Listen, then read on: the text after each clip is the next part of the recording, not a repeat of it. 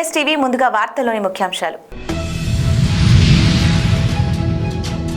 Arrive alive కార్యక్రమంలో భాగంగా traffic అదనపు DCP Ramulu, ACP Srinivas, inspector Jaggareddy, sub inspector Sridhar గార్ల పర్యవేక్షణలో ఈరోజు ఆలుగడ్డబాయ్ చౌరస్తా మరియు చిల్కల్గూడ చౌరస్తాలో అవగాహన కార్యక్రమం నిర్వహించారు. ఈ సందర్భంగా ట్రాఫిక్ నియమాలు, రోడ్డు భద్రతపై పలు ముఖ్య సూచనలు చేశారు. హెల్మెట్ ధరించడం, సీట్ బెల్ట్ తప్పనిసరిగా ఉపయోగించడం, మద్యం సేవించి వాహనం నడపకూడదని, మొబైల్ ఫోన్ ఉపయోగిస్తూ డ్రైవింగ్ చేయకూడదని అవగాహన కల్పించారు.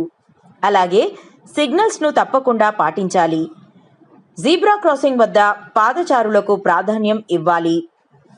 వేగ పరిమితులు దాటకుండా వాహనం నడపాలని సూచించారు. అత్యవసర పరిస్థితుల్లో గోల్డెన్ అవర్ ప్రాముఖ్యతను వివరించి ప్రమాదం జరిగిన వెంటనే బాధితులకు సహాయం చేయాలని సూచించారు. ఈ కార్యక్రమంలో ఆటో డ్రైవర్లు, వాహనదారులు చురుగ్గా పాల్గొని ట్రాఫిక్ నియమాలపై అవగాహన పెంపొందించుకున్నారు. ప్రజల భద్రత కోసం ఇలాంటి కార్యక్రమాలు కొనసాగుతాయని అధికారులు తెలిపారు.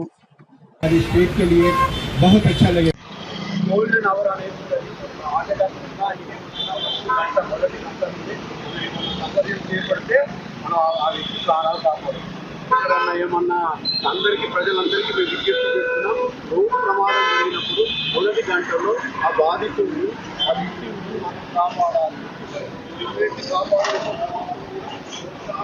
మనకు ట్రిప్పులు కొడుతుంటాం, పక్కన ఎందుకు కూర్చోబెట్టుకుంటాం, మనకు ఆర్థిక అవసరాలు ఉన్నప్పుడే కదా ఇవన్నీ చేసేది. కొద్దిగా ఖర్చులు తగ్గించుకుంటే ఉన్న కాడికి చాలా బాబు జీవితానికంటే మంచిగా ఉంటుంది. దయచేసి మిత్రులరా తీసిరా సుస్వాగతం. సార్ ఇప్పుడు సార్ అమూల్యమైన సందేశాన్ని ఇటు ఉందని నడుస్తుంది.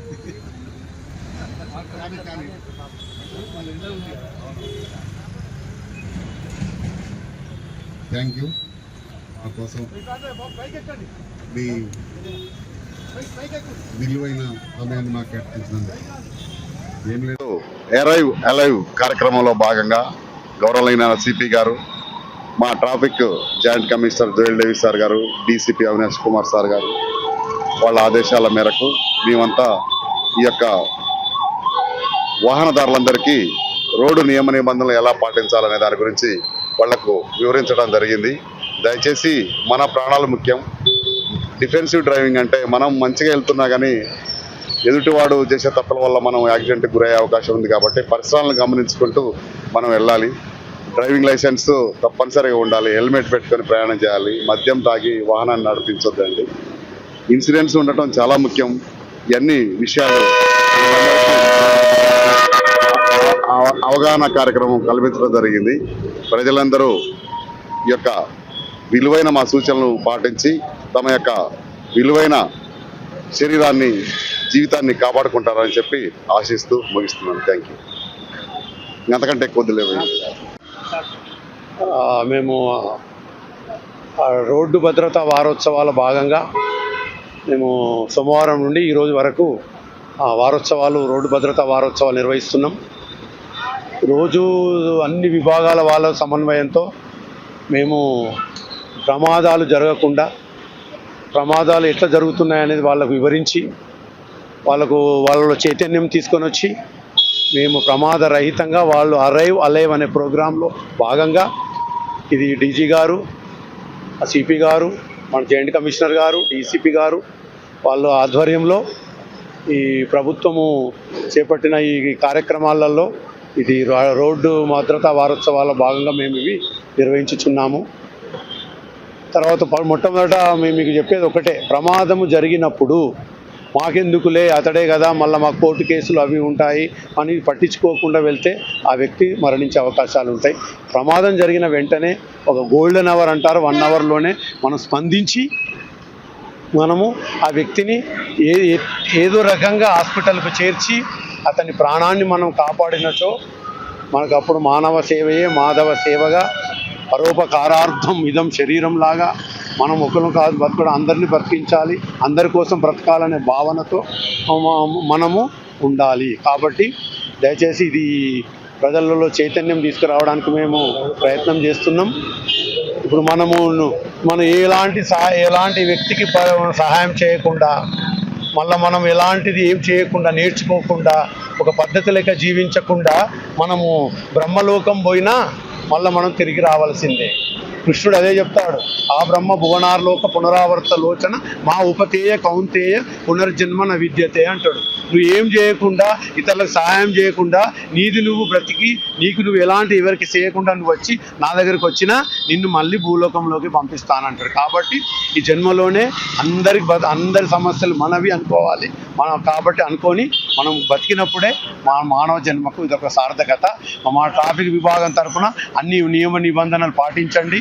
ఎలాంటి ప్రమాదాలు జరగకుండా ప్రమాద రహిత నగరం కావాలి. కాబట్టి అదే ఆశయంతో ఒక్కరు కూడా మరణించకూడదు ప్రమాదాలు. మన మరణము ప్రమాదాల వల్ల జరగకూడదు అనే భావనతో, అనే కాన్సెప్ట్తో మేము హైదరాబాద్ నగర పోలీసు విభాగం మా జాయింట్ కమిషనర్ గారి ఆధ్వర్యంలో మేము నిరంతరం కృషి చేస్తున్నాం, నిరంతరం మేము పరిశ్రమిస్తున్నాం. కాబట్టి దయచేసి నగర ప్రజలకు ఒకటే, రోజు రోజుకు నగరము విస్తరించబడుతోంది, సమస్యలు కూడా పెరుగుతున్నాయి, రోడ్లు అవే ఉన్నాయి, వాహనాల సంఖ్య పెరిగింది, జనసంఖ్య పెరిగింది. కాబట్టి వాటి తగ్గట్టుగా మేము కూడా మా రోడ్డు కానీ ఉన్న చిన్న గజము జాగను కూడా మేము చాలా దాన్ని వాడుకుంటాం, దాన్ని వినియోగించుకుంటాం. అన్ని విభాగాల వాళ్ళ యొక్క మేము ఒక సహకారము తీసుకొని నగర ప్రజలకు మేలైన సౌకర్యాన్ని కలిగిస్తాం. ఆ వ్యక్తి ఇంటి నుంచి ఎలా వెళ్ళినాడో అదే విధంగా మళ్ళీ ఇంటికి వచ్చే క్షేమంగా వెళ్ళి లాభంగా వచ్చేంత వరకు మా ట్రాఫిక్ విభాగము ఈ రోడ్డు భద్రతా వారోత్సవాల యొక్క సందర్భంగా మేము నిర్వహించే సందర్భంగా మేము మీకు నగర ప్రజలకు వివరించుతున్నాం. Thank you very much. Nirmal జిల్లా కుబీర్ మండలంలో అగ్ని ప్రమాదాలు రైతన్నల కడుపు కొడుతున్నాయి. ఆర్గాలం శ్రమించి పండించిన పంట కళ్ళ ముందే బూడిదవుతుండటంతో రైతులు కన్నీరు మున్నీరవుతున్నారు. తాజాగా కుబీర్ గ్రామానికి చెందిన రైతు పొప్పాల దత్తాత్రికి చెందిన చేనులో గురువారం ప్రమాదవశాత్తు నిప్పంటుకుంది. కోత కోసి కుప్పలుగా వేసిన 3 ఎకరాల మొక్కజొన్న పంట అగ్నికి ఆహుతైంది. దీంతో సుమారు 2 లక్షల రూపాయలు నష్టం వాటిల్లిందని బాధిత రైతు ఆవేదన వ్యక్తం చేశారు.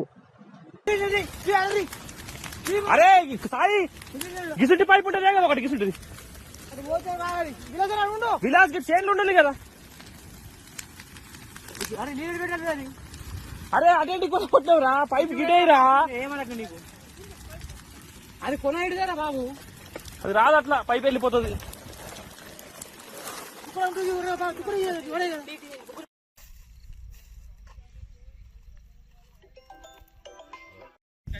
అది ఓలు పెట్టింది వెళ్ళది.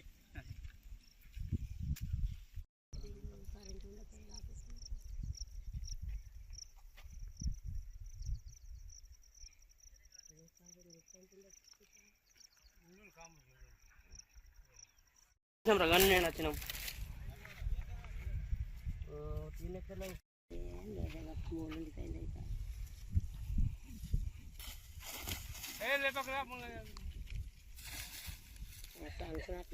మనం చూడంగా అన్న పాత్ర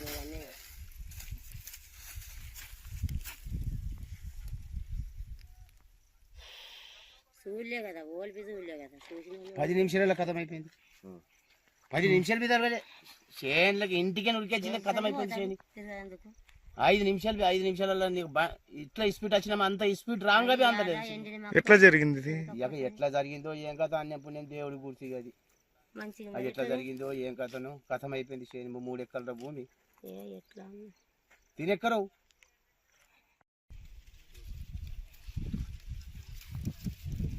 శ్రీనివాస్, కుబీర్ గ్రామము. ఈ కసరా శివాలయం లోపల 3 ఎకరాల భూమి లోపల 6 బ్యాగుల మొక్కజొన్న వేయడం జరిగింది. దీంట్లోపల ఇవాళ మార్నింగ్ మంటలు చెలరేగి మొత్తం వచ్చే లోపల మొత్తం దగ్నం అయిపోయింది. దగ్గర 2-2.5 లక్షల లోపల వరకు నష్టం జరిగింది.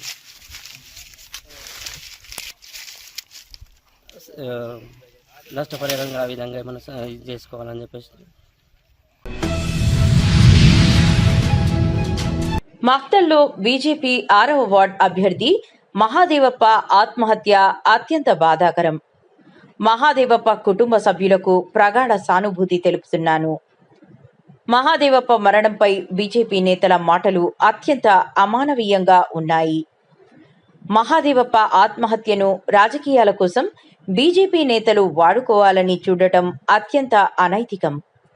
ఘర్షణ, ఫ్యాక్షన్ రాజకీయాలకు నేను వ్యతిరేకమన్న మంత్రి వాకిటి శ్రీహరి. వాస్తవంగా ఈ రోజు ఉదయాన్నే నాకు తెలిసింది ఎరుకలి మహాదేవ్ అని చెప్పేసి అభ్యర్థి చందాపురంలో చనిపోయారని. ఆ కుటుంబానికి నా ప్రగాఢ సంతాపం తెలియజేస్తూ ఆ తర్వాత జరుగుతున్న పరిణామాలు, ఆ తర్వాత ఒక కొత్త కోణానికి దారి తీసి ఉదయం నాకు తెలియగానే డిపార్ట్మెంట్ కి, ఎస్పీ గారికి స్పష్టంగా ఈ విషయంలో లోతైన విచారణ జరిపించాలా, చావు గల కారణాలను ఖచ్చితంగా తెలుసుకోవాలని చెప్పడం జరిగింది. వారి కుటుంబం ఈ రోజు నిజంగా చెప్పాలంటే వీధిన పడ్డది. రిజర్వేషన్ ప్రక్రియలో భాగంగా ఎస్టీ రిజర్వ్డ్ అయినటువంటి 6వ స్థానం, ఆ మొత్తం అంతా కుటుంబ సభ్యులంతా ఒకటే కుటుంబం చెందిన వాళ్ళు, మరి వారంతా వివిధ పార్టీలకి నిలబడడం. ఆ నిలబడిన సందర్భంలో రాజకీయ పరంగా చందాపురం గ్రామం కూడా ఇది అందరికీ తెలిసిన విషయమే. ఏనాడు దౌర్జన్యాలకు పాల్పడని గ్రామం అది. మరి ఆ గ్రామంలో మొదటగా గ్రామంలో పెద్ద మనుషులు దౌర్జన్యం చేశారు, బెదిరించారని, ఆ తర్వాత కాంగ్రెస్ పార్టీ ముఖ్య నాయకులు బెదిరించారని చందాపురంలో, ఆఖరిగా మంత్రి గారి బెదిరింపుల వల్లనే ఆయన చనిపోయాడని వారి మాటలు వివిధ గ్రూపులలో చూస్తున్న సందర్భం. నేను ఆ చావు గల కారణాలు ఏంటివో తెలుసుకోమని చెప్పేసి డిపార్ట్మెంట్స్ కి చెప్పే సందర్భం. కారణం ఏదనేది ఖచ్చితంగా బయటకు వస్తుంది. నిజం నిప్పు లాంటిది, దాన్ని దాపట్టే శక్తి ఎవరికి లేదు. ఏది ఏమైనా కుటుంబం వీధిన పడే కదా అని చెప్పి బాధపడతా ఉంటే ఏకంగా రాష్ట్ర మంత్రివర్యులు వాకిటి శ్రీహరి గారి ఒత్తిళ్ల వల్లనే ఈయన ఈ విధంగా చేసుకోవడం అని చెప్పేది నిజంగా కూడా చాలా బాధాకరమైన అంశం. నేను ఎస్పీ గారికి చెప్పా, 100% ఈ విషయాన్ని లోతుగా ఎంక్వైరీ చేసి నిజాలను చందాపూర్ గ్రామ ప్రజలకే కాదు ఈ రాష్ట్ర ప్రజలకు కూడా తెలిసే విధంగా చేయాలని, తద్వారా ఎటపడితే అట మాట్లాడతాం, ఎవరినైనా బదలాం చేస్తామనేటువంటి ఏ కోణం తీసుకున్నారో ఇది సరైంది కాదని ఎవరు కూడా చెప్పలే. ఎస్ఐ గారిని, సిఐ గారిని పోయి సంతకాలు తీసుకోమని. ముందు ఎందుకు జరిగింది, ఎట్లా జరిగింది తెలుసుకోవాల్సిన అవసరం ఉంది. తెలుసుకున్న తర్వాత, నిజం తెలిసిన తర్వాత ఖచ్చితంగా ఎంతటి వాడైనా తుదకు మీరంటున్నట్టు రాష్ట్ర మంత్రి వాకిటి శ్రీహరి ద్వారానే జరిగింది అంటున్నారు కదా. ఒకవేళ ఆయన ఫోటోని నేను ఇప్పుడు ఉదయం చనిపోయిన దాంట్లో పెట్టిద్దే ఆయన ఫోటో చూసా. ఒకవేళ ఇన్ని మీడియా మాధ్యమాల ద్వారా చెప్తా ఉన్నా, అంతకు ముందు గానీ నోటిఫికేషన్ వచ్చిన తర్వాత గానీ, లేదా ఈ రోజు వరకు, ఈ సెకండ్ వరకు నేను ఒకవేళ ఒక ఫోన్ గానీ ఆయనకు చేసి ఉంటే, లేదా ఏదైనా మాటలు బయటకు ఖచ్చితంగా నిజాలు బయటకు వస్తే వచ్చిన తర్వాత ఆయన దగ్గర నేను మాట్లాడి ఉంటే కూడా చట్టపరంగా ఏ శిక్షకైనా నేను కూడా అర్హున్నే. నేనేమి రాజ్యాంగానికి అతీతుని కాదు, చట్టాలకు అతీతుని. చిత్తూరు జిల్లా పలమనేరులో జనసేన నాయకులు ఆకుల గజేంద్ర మీడియా సమావేశంలో పవన్ కళ్యాణ్ పై అనుచిత వ్యాఖ్యలు చేసిన శ్రీనివాస్ యాదవ్ పై ఘాటు వ్యాఖ్యలు చేసిన జనసేన నాయకులు డాక్టర్ ఆకుల గజేంద్ర ప్రసాద్. రామచంద్ర యాదవ్ బీసీ సంకల్ప దీక్షలో భాగంగా తెలంగాణ నుంచి వచ్చి కూటమి నాయకులు చంద్రబాబు, పవన్ కళ్యాణ్ గురించి అనుచిత వ్యాఖ్యలు చేసినందుకు గాను పలమనేరులో ఉన్న జనసేన పార్టీ కార్యాలయంలో మీడియా సమావేశం డాక్టర్ ఆకుల గజేంద్ర ప్రసాద్ అధ్యక్షతన నిర్వహించారు. రాజకీయం అంటే ఏంద్రని నిరూపించిన వ్యక్తి ఎవరు అంటే ఒక పవన్ కళ్యాణ్ గారు. ఆయన మనస్తత్వానికి, ఆకుల గజేంద్ర మనస్తత్వానికి చాలా దగ్గర సంబంధం ఉంది కాబట్టే నేను జనసేన పార్టీలో రావడం జరిగింది. ఖచ్చితంగా మా ఊపిరి ఉన్న రోజులు కూడా పవన్ కళ్యాణ్ గారికి వీర అభిమానిగా, ఒక భక్తుడిగా ఉంటాము.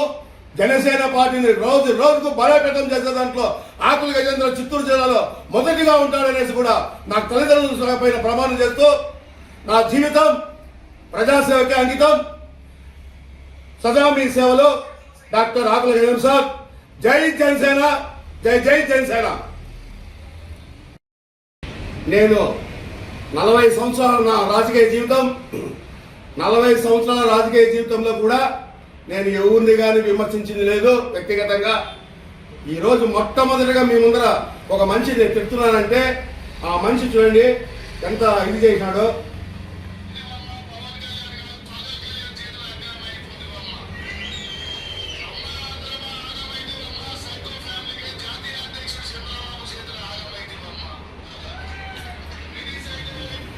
ఈ విధంగా పవన్ కళ్యాణ్ గారిని చంద్రబాబు నాయుడు గారిని కూడా విమర్శించడం మేమెవరు మా మనసు ఒప్పుకోవడం లేదు. మాకు చాలా బాధాకరమైంది. మా బాధని ఈ రూపంలో వ్యక్తం చేసుకుంటున్నాం, కానీ మాకు ఎవరిపైన ఇది లేదు.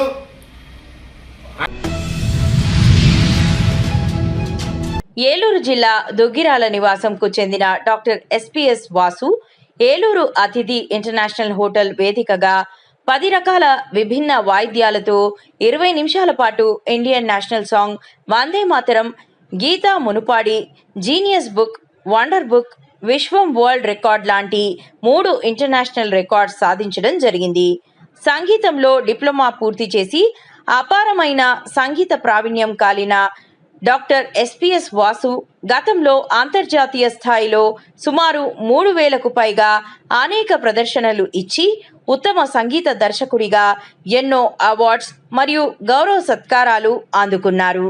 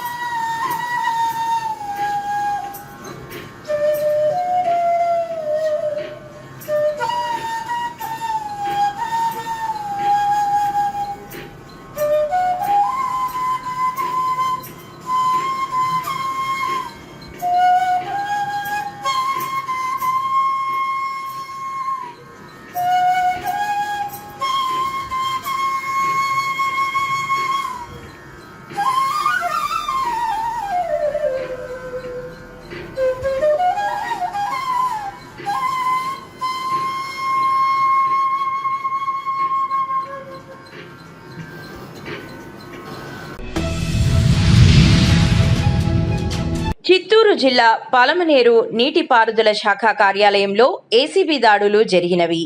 ఈ దాడులలో పొంగనూరు మండలం కంగానంపల్లికి చెందిన కాంట్రాక్టర్ ఈశ్వర్ అలియాస్ ఆనంద్ 2017-18 సంవత్సరంలో చేసిన నీరు చెట్టు పనులకు 6 లక్షల రూపాయల బిల్లులు రావాల్సి ఉంది.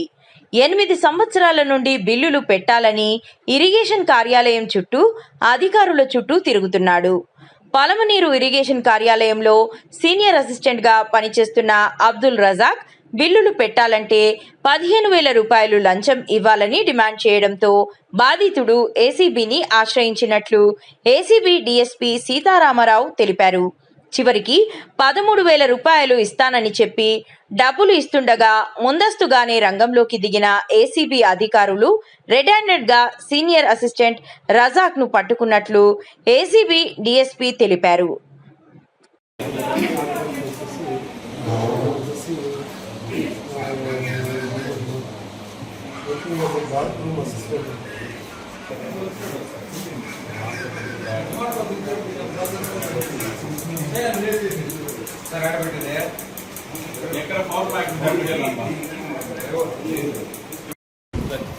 ఇచ్చారా అమ్మాయి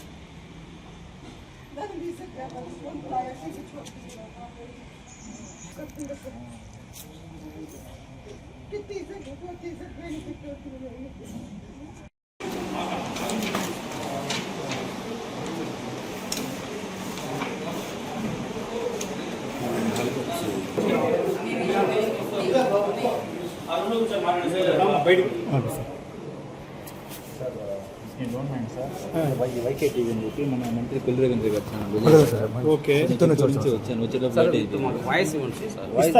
ఆయన జేఎస్పీ గారు పని చేసుకుంటా ఉన్నారు.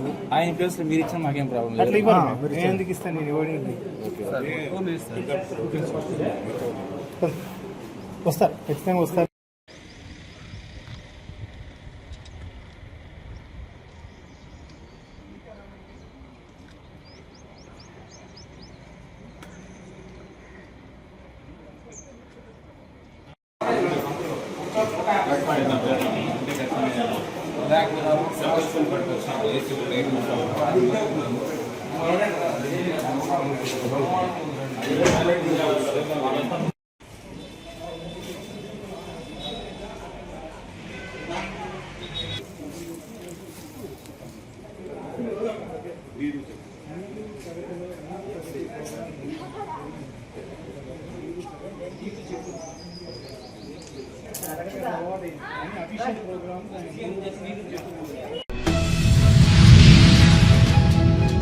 కరీంనగర్ జిల్లా కేంద్రంలోని రేకుర్తిలో గల అంబేద్కర్ విగ్రహం వద్ద తుడుందెబ్బ రాష్ట్ర వర్కింగ్ ప్రెసిడెంట్ మీడియాతో మాట్లాడుతూ కరీంనగర్ నగరంలో టౌన్ ప్లానింగ్ అధికారులు అసలు ఉన్నారా లేరా, ఉంటే నోటీసులు ఇస్తూ చర్యలు ఎందుకు తీసుకోవడం లేదని, నగరంలోని పలు భవనాలకు పర్మిషన్స్ లేకుండానే నిర్మిస్తున్న క్రమంలో అధికారుల దృష్టికి తీసుకువెళ్లగా పలు భవనాలకు తూతు మంత్రంగా నోటీసులు జారీ చేసి సంవత్సరాలు గడుస్తున్నా వాటి మీద చర్యలు తీసుకోకపోవడం పట్ల అసంతృప్తి వ్యక్తం చేశారు.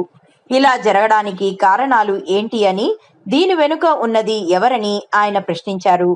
ఇప్పటికైనా వెంటనే మున్సిపల్ కమిషనర్ మరియు అడిషనల్ కమిషనర్ స్పందించి పర్మిషన్స్ లేకుండా నిర్మించిన భవనాలపైన వెంటనే చర్యలు తీసుకోవాలని ఆయన కోరారు. ఈరోజు అంబేద్కర్ రేకుర్తి ప్రాంగణం లోపల మరి ప్రజా సమస్యల మీద మీడియా ముందుకు రావడం జరిగింది. గత కొన్ని సంవత్సరాల నుండి దాదాపు ఇక్కడ ఏదైతే రోడ్డు మీదకి వచ్చిన బిల్డింగ్, మరి ఆ బిల్డింగ్ ఇప్పటి వరకు కూడా పర్మిషన్ ఉన్నదో తెలియదు. 30 ఫీట్ల రోడ్ ఉండాల్సింది, షెడ్ బ్యాగ్ లేకుండా రోడ్డు మీదకి వచ్చింది. 2 దఫాలు ఇప్పటిదాకా దాన్ని ఆ రోడ్డు బిల్డింగ్ లేదు. మరి దీనికి హైడ్రా వర్తించదా అని చెప్పి మేము ప్రభుత్వాన్ని అడుగుతా ఉన్నా, కమిషనర్ అడుగుతా ఉన్నా. మరి దాన్ని దృష్టిలో పెట్టుకొని వెంటనే ఏదైతే బిల్డింగ్ ఉన్నదో రోడ్డు మీద వచ్చిన బిల్డింగ్ వెంటనే డిస్మెంటల్ చేయాలి. దీంతోనే ప్రజలకు ఇలా రాకపోకలు ఇబ్బంది అవుతున్నాయి. మరి దాన్ని దృష్టిలో పెట్టుకొని గౌరవ కమిషనర్ గారు స్పందించాలి. అదే తరుణంలో ఏదైతే ఈ వార్డుకు సంబంధించిన కార్పొరేటర్ ఉన్నారో మరి వారు కూడా వెంటనే స్పందించి దీని మీద చర్యలు తీసుకునే విధంగా ఇలా అధికారుల దగ్గర పోవాలని చెప్పి మేము ఇలా ప్రజల తరఫున మేము డిమాండ్ చేస్తా ఉన్నాం. మరి అంతేకాకుండా వెనుక బిల్డింగ్ ఏమో 30 ఫీట్ల షెడ్ బ్యాక్ ఉన్నది. మరి ఈ షెడ్ బ్యాక్ లేకుండా దాదాపు రోడ్డు మీదకి వచ్చింది. మరి దీన్ని చూసుకుంటా అధికారులు ఎందుకున్నారు? కమిషనర్ గారు చాలా సార్లు దీని విషయంలో మేము మాట్లాడడం జరిగింది. మరి అయినా కానీ వారు పట్టించుకోలేదు. మరి వారి మీద చర్య తీసుకునే విధంగా ఇక్కడ ఏదైతే వార్డు కౌన్సిలర్ ఉన్నారో కార్పొరేటర్ ఉన్నారో వాళ్ళు ఖచ్చితంగా దీని మీద చర్య తీసుకునే విధంగా ప్రభుత్వానికి ముందు తీసుకోవాల్సిన అవసరం ఉందని చెప్పి అదేవిధంగా 19వ డివిజన్ లోపల దాదాపు ఇప్పుడు ఏదైతే రూలింగ్ గవర్నమెంట్ ఉందో ఆ గవర్నమెంట్ సంబంధించిన నాయకులు వితౌట్ పర్మిషన్ తోని ఇల్లు కడతా ఉన్నారు. మరి రోడ్ల మీద షాపులకైతే ఒక్కటి కూడా పర్మిషన్ లేదు. ఈ మధ్య కాలంలో అక్కడ ఎస్ఎఫ్ఎన్ఎల్ ఫంక్షన్ హాల్ ఉంది. ఆ ఫంక్షన్ హాల్ కూడా వితౌట్ పర్మిషన్ కడతా ఉన్నారు. మరి దాన్ని దృష్టిలో పెట్టుకుని ఎవరైతే సంబంధిత కార్పొరేటర్ ఉన్నారో వాటి మీద చర్యలు తీసుకునే విధంగా వారు ప్రయత్నం చేయాలి. కమిషనర్ గారు వెంటనే స్పందించాలని చెప్పి మేము ఇలా కమిషనర్ గారు డిమాండ్ చేస్తాము. మరి అదేవిధంగా గతంలో కూడా దీని మీద చాలా సార్లు మేము కంప్లైంట్ చేయడం జరిగింది. కూడా దాని మీద నోటీస్ ఇస్తామని చెప్తా ఉన్నారు. మరి చెప్పినా కూడా 2 సంవత్సరాల నుంచి నోటీసులు ఇచ్చినా కూడా ఎందుకు చర్యలు తీసుకుంటున్నారు? దీని వెనుకాల ఎవరున్నారా అని చెప్పి మేము ఇలా ప్రశ్నిస్తా ఉన్నాము. ఎవరున్నా ఏదున్నా ప్రజలకు అసౌకర్యంగా ఉంది కనుక దీన్ని వెంటనే ప్రజా శ్రేయస్కోరం చూసుకొని దీన్ని వెంటనే డిస్మెంటల్ చేయాలని మేము ఇలా తొలి పక్షాన డిమాండ్ చేస్తా ఉన్నాం. లేని పక్షంలో ఇలా ఖచ్చితంగా దీన్ని నిరసన వ్యక్తం చేయాల్సిన అవసరం ఉంది. మరి దాన్ని దృష్టిలో పెట్టుకుని కమిషనర్ గారు వెంటనే స్పందించి దీన్ని డిస్మెంటల్ చేపించి ఈ రోడ్డు వెడల్పు చేయాలని చెప్పి మేము ఇలా ప్రజల పక్షాన కోరుతా ఉన్నాం. నా పేరు గురువారం తొలి స్టేట్ వర్కింగ్ ప్రెసిడెంట్. బడుగువాని లంక గ్రామంలో గౌతమి నదిలో Reliance pipe line India limited 63.80 కోట్ల రూపాయలతో చేపట్టిన 4 గ్రోయిన్ల నిర్మాణానికి కొత్తపేట ఎమ్మెల్యే బండారు సత్యానందరావు, కొత్తపేట జనసేన ఇన్ఛార్జ్ బండారు శ్రీనివాస్తో కలిసి శనివారం భూమి పూజ నిర్వహించారు. ఈ సందర్భంగా ఆయన మాట్లాడుతూ బడుగువాని లంక గ్రామంలో రిలయన్స్ కంపెనీ వారిచే పైప్ లైన్ రక్షణ చర్యలు చేపట్టడంతో పాటు నదీ కోత నివారణ కోసం ఈ పనులు చేపట్టడం జరిగిందన్నారు. నదీ పాతానికి గురవుతున్న రైతుల భూముల పరిరక్షణ కోసం గ్రోయిన్ల నిర్మాణంతో రక్షణ గట్లు పటిష్టపరిచే చర్యలు చేపడుతున్నామని అన్నారు.